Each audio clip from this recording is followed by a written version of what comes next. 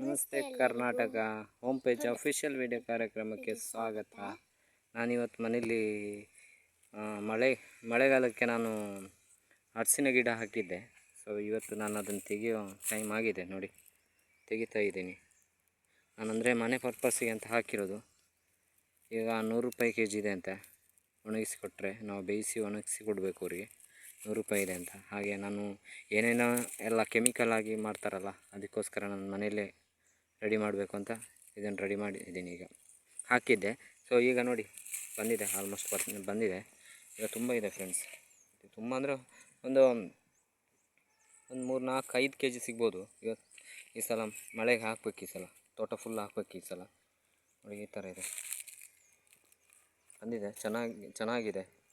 ಒಂದು ನಿಮಿಷ ಇದನ್ನೆಲ್ಲ ತೆಗೆದು ನಿಮಗೆ ವಿಡಿಯೋ ಮತ್ತೆ ಹಾಕ್ತೀನಿ ನೋಡಿ. ಎಷ್ಟು ಸಿಕ್ಕಿದೆ ನೋಡಿ. ನೆಕ್ಸ್ಟ್ ಇಯರ್ಸ್ ಕೂಡ ತುಂಬ ಮಾಡಬೇಕು ನೋಡಿ.